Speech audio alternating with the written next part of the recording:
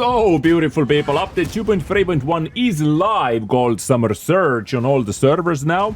And the biggest thing, of course, is the Crucible Missions, what is going to be our main talking point in today's video as well. So more about that in a second. Also, as it is kind of a filler batch, which I was expecting as well after the previous bigger one. Then we have the special battle pass Far Cry introduction with the new M7 Yo tank, as well as the special vehicle. Then the Last Stand is coming back from 30th July. By the way, this new battle pass starts from tomorrow on EU server at least. Then the Onslaught Light with Tier 8 Onslaught or Tier 8 vehicles is coming back on July 20th.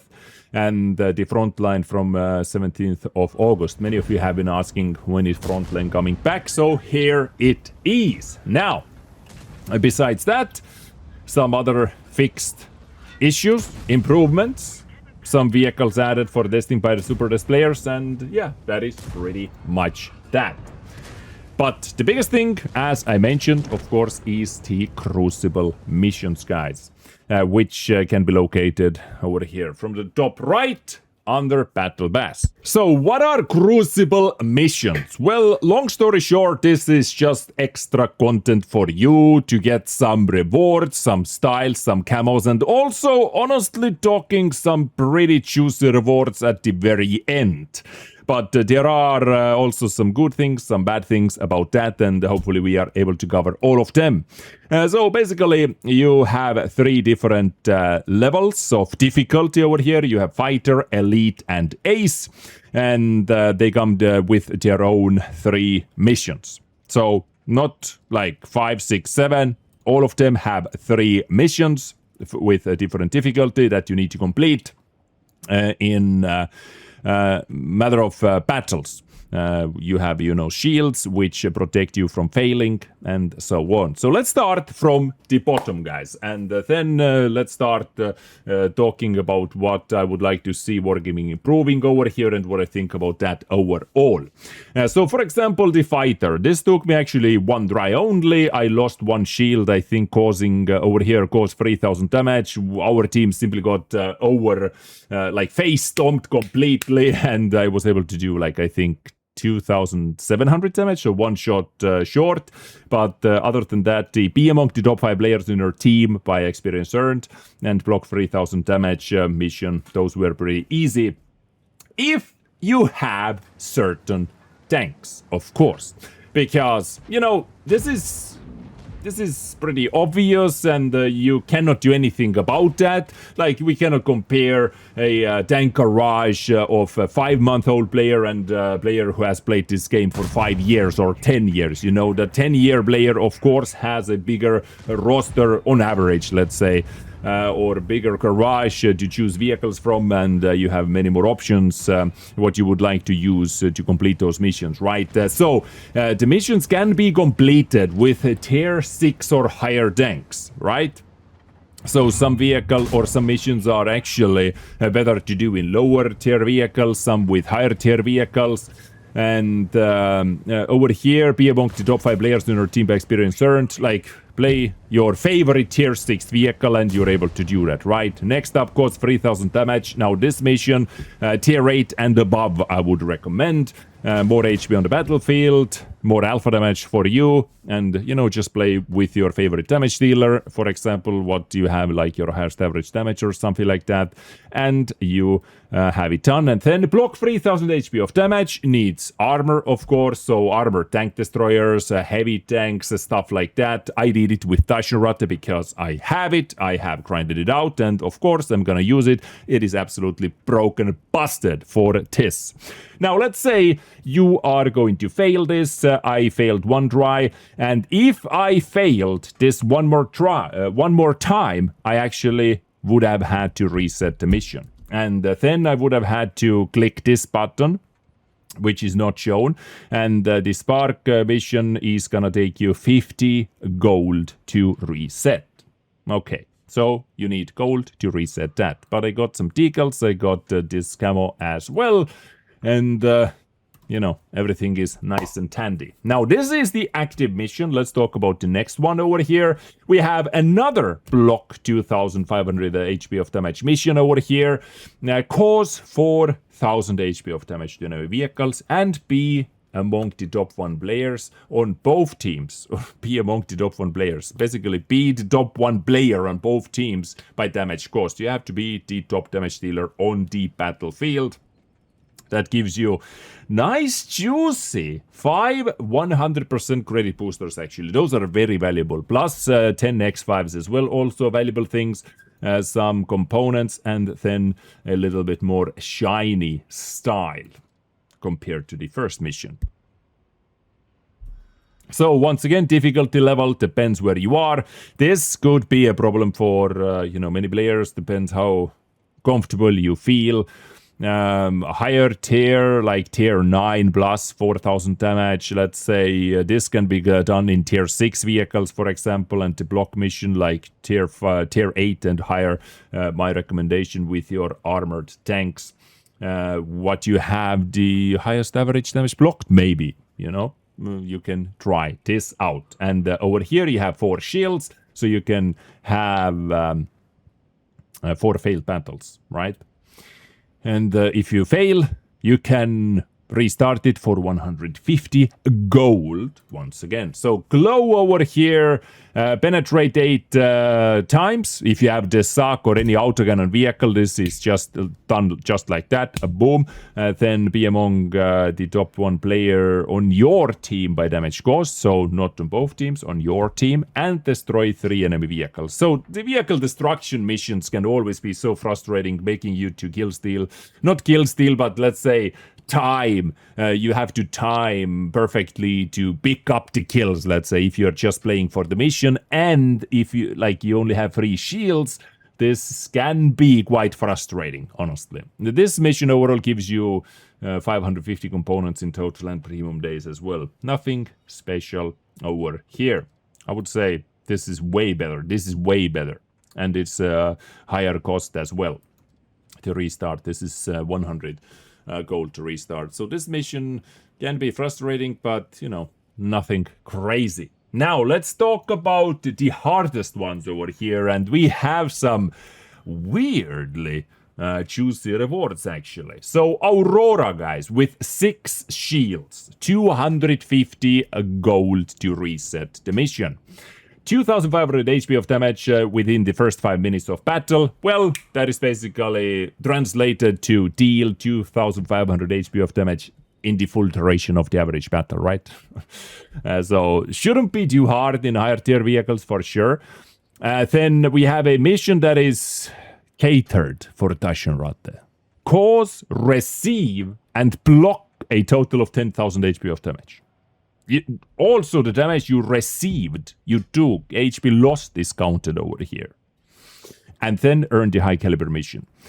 When the first 2 can be easy, this can be a struggle for many players. But look at the rewards, guys. Look at the rewards. Blaze of Glory style. Okay. Tier 3 experimental equipment unit, which is worth 2,500 components to upgrade, plus the turbo itself. And for the first time ever in the history of World of Tanks, as far as I can remember, I might remember it wrong, correct me if I'm wrong in the chat, please, a crew member with all skills unlocked. Finally, you can put the crew member into your Mantis commander position that has all the skills available already. A tank that has 2 crew members, right? 6 skills crew member right over here. That is honestly pretty nutty, in my opinion. Pretty nutty. And then you get a bunch of 3D attachments as well. This one looks actually kind of cool. And it has a special behavior in the battle as well. It starts glowing after you do something. I guess after you destroy the enemy or something. But the high caliber mission, this definitely will be a challenging point. Now, I have not tried to complete this, but I did try to complete this, and I was actually able to complete this hardest beacon mission. with my first go, with my first try. Immobilize, cause 6 critical hits to internal or external modules, which makes it actually easier. Destroy 2 enemy heavy tanks. A specific vehicle class kills are frustrating. I was lucky enough to do that in first try, to do that in 2 tries, and to do this in 2 tries as well.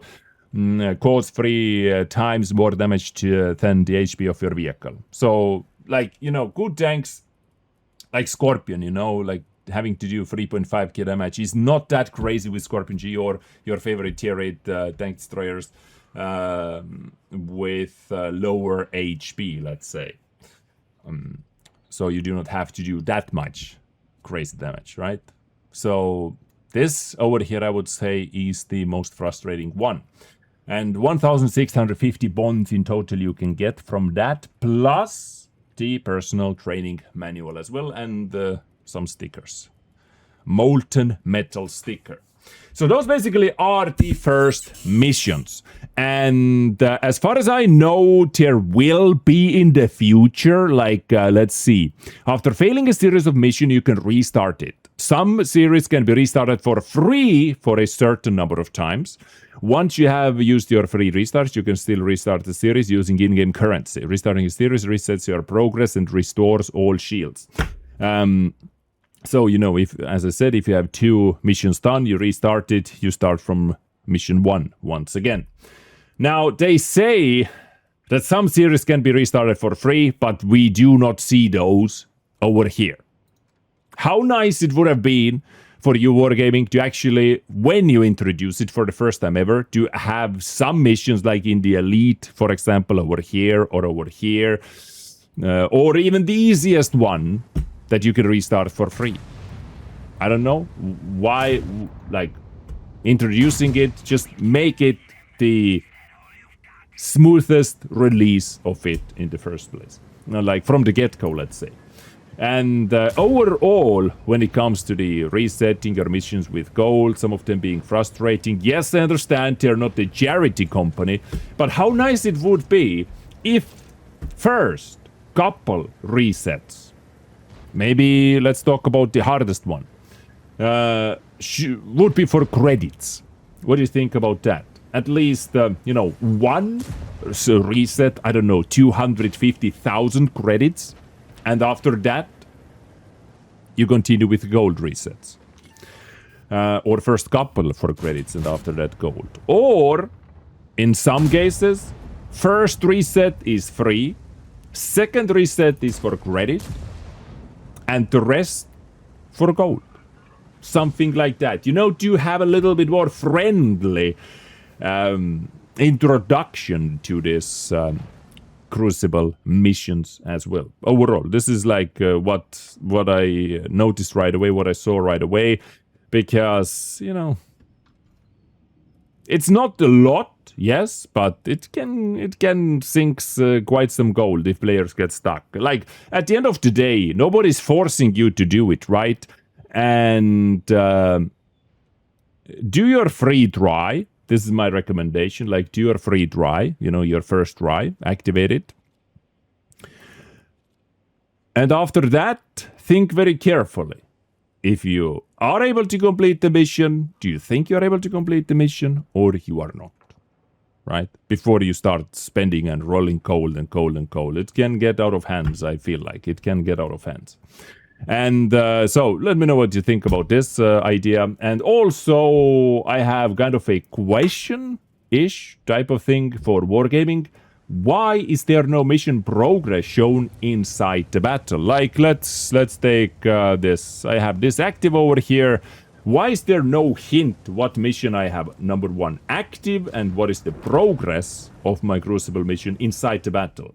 This is kind of a question because I wonder if it is intentional that they do not put it in the game to make it kind of harder. You know, you have to remember which mission you had and then keep track manually. Or they simply forgot about it. You know, this is just a question to Wargaming. If anyone is watching, please let me know.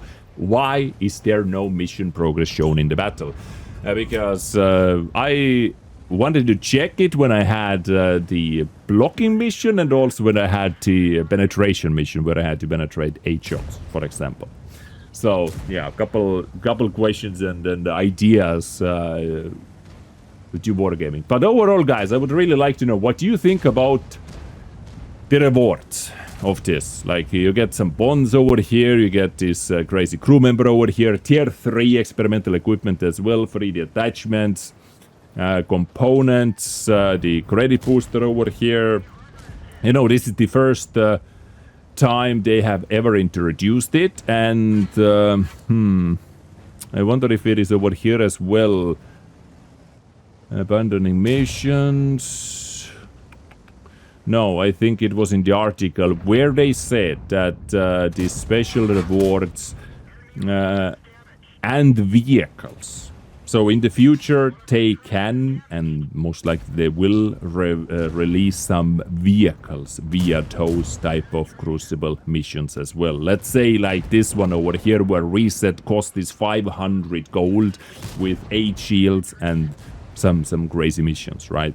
I remember that they mentioned vehicles as part of the rewards as well in maybe this server article or something like that. So, you know, I can see, like, I see potential of this, especially for endgame players who have completed most of the things in the game. So I don't hate the idea of this, but, you know, there are some things that definitely can be made better. What do you think about that? Let me know in the comment section down below, beautiful people. This is update 2.3.1, Crucible Missions, and thank you for your attention. Much love, stay awesome, stay beautiful, take care, and bye.